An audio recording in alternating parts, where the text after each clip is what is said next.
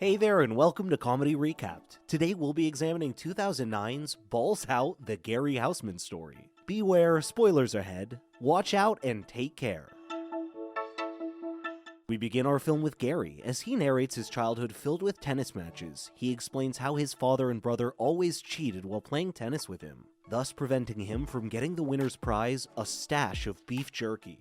He also explains how he left home to travel the world and experience more tennis, and how his traveling companions had left him behind in Nebraska. There, he swore to never play tennis again and lead a new life as a school janitor. A while later, we see a man, Coach Lou Tuttle, train a couple of young boys on the tennis court. Coach watches the boys for a moment, then screams that they are all useless. A moment later, Gary comes running into the court dressed in a tennis uniform. He runs off to a corner of the court and begins playing tennis alone.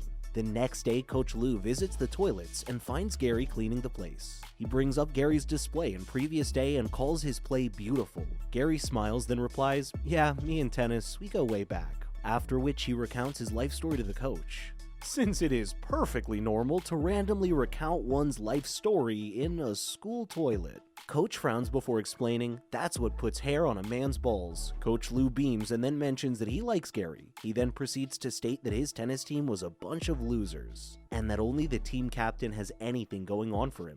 Coach asks Gary to have a match with his team captain, Mike, later that day.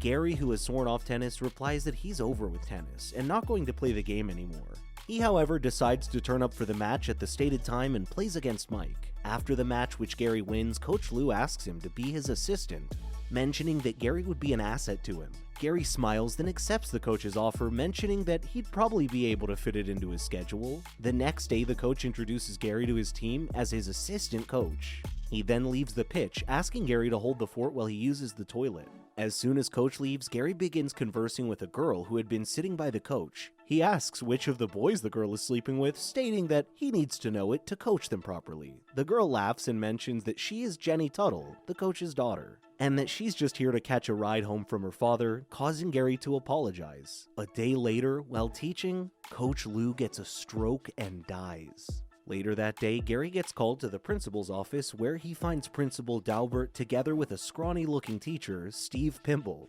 Principal Daubert welcomes Gary and mentions that he'd like to appoint Gary as the assistant coach to Steve Pimble, who is going to be the head coach. He also mentions that Steve knows nothing about sports, so Gary is going to do most of the work while Steve would be a figurehead. He also apologizes, stating that he couldn't make Gary the head coach due to him not being a faculty board member. The next day, Gary visits the Tuttle household where he sympathizes with the family and asks for all Coach Lou had that could be helpful for him as the new coach. Mrs. Tuttle gives him a box filled with game recordings her husband had made. She also mentions that her late husband's dogs were giving her a hard time, and Gary offers to take them off her hands. During the burial held for Coach Lou, Gary gives a speech where he promises to take the team to the state championship and win the cup.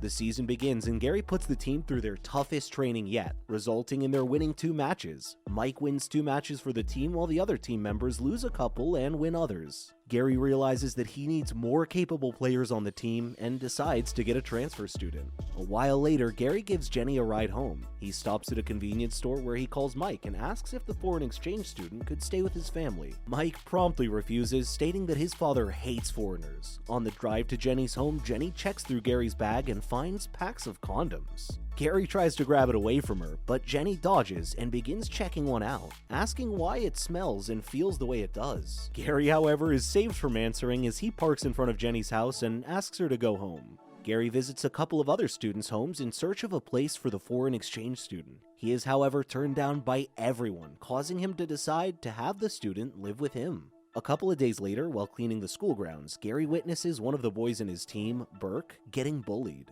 Annoyed, he stops Burke from running away and forces him to do something about the situation, causing Burke to hit the bullies and then run off, at which point Gary interferes and sends the bullies running. Gary gets a crush on a female teacher, Norma Sanchez, who teaches Spanish. In a bid to impress her, he tries to speak Spanish to her, only to get every word wrong. A while later, a school dance is held. During the dance, Gary sees Mike sitting in the corner. He walks up to him and gets him to join in on the fun and dance. Feeling exhausted, Gary leaves the dance to an empty room where he finds Jenny alone. Jenny mentions that she hasn't been happy since her father died, and Gary goes in to comfort her. Gary comforts Jenny and mentions that he'd always be there for her if she needs anything, to which Jenny promptly grabs and kisses Gary. The next day, Principal Daubert visits Gary. He informs him that he got an anonymous phone call from someone who saw Gary dry humping Jenny Tuttle. Due to that, the school board has decided to let Gary off the team, leaving Steve Pimple as the only coach. Gary tries to convince him otherwise, stating that the team is only one game away from the championship.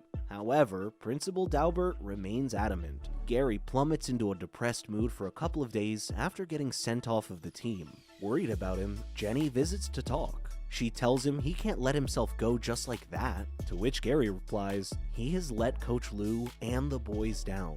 He also mentions that he can't fulfill the promises he made at her father's burial. Jenny gets pissed at Gary's attitude and calls him a quitter, saying she hates him before storming off. Gary watches Jenny run off with a hurt expression. He visits Coach Lou's grave where he shouts and cries his eyes out before falling asleep. At the grave, Gary dreams of Coach Lou and the tennis team getting the winner's trophy at the state championship. He wakes with a start and then decides to do all in his power to get back on the team. The next day, Gary meets up with Jenny and asks her if she can get her mother, who the principal has had a crush on for some time, to talk to the principal about reinstating him as a coach. Mrs. Tuttle convinces Principal Daubert to hold a meeting with the school board about reinstating Gary. At the meeting, the board decides to give Gary and the tennis team a chance on one condition: that they make it to the finals. Otherwise, they'd cut their future funding and funnel it to the football team instead.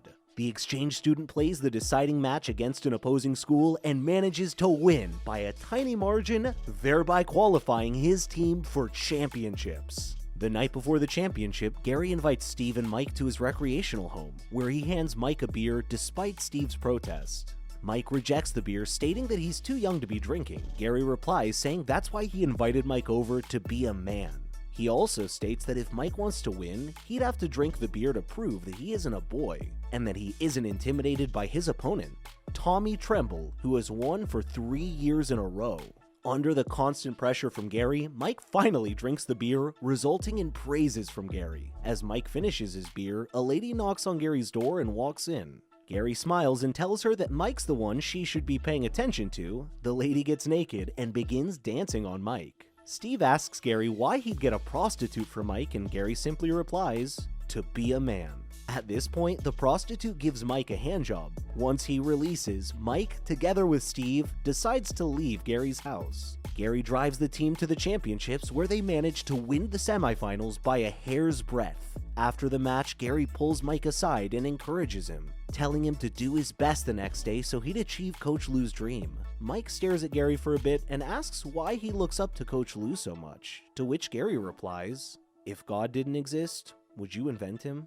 Before the match the next day, Gary asks Steve to take care of the team while he handles something. He visits the man who handles Tommy Tremble's tennis racket. Gary picks up Tommy's tennis racket while mentioning that he'd help him hand it over to Tommy. Gary takes the racket into the restroom to damage the strings with a blade. However, right before he cuts into the strings, he remembers how he did the same thing against an opponent and decides not to go through with it.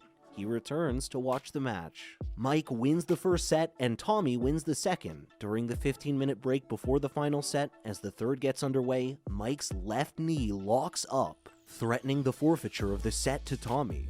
At which point Gary gets the referee to call a timeout so Jenny can massage Mike's knee. The support forces Mike to dig deep within himself and mentally shut out his pains. And he beats Tommy to win the state title. As the team celebrates, Mike gets a handshake and a hug from his father, and he also kisses Jenny. Some days later, after Gary puts the championship trophy in the school's trophy case, he finally arranges a date with Norma. He then overconfidently narrates to himself that, after he marries Norma, he should get a teaching degree and maybe he could turn some dead-end loser into a future US president. That's gonna wrap up this recap. We hope you've enjoyed it. If so, please click the subscribe button with notifications turned on so you don't miss a single video.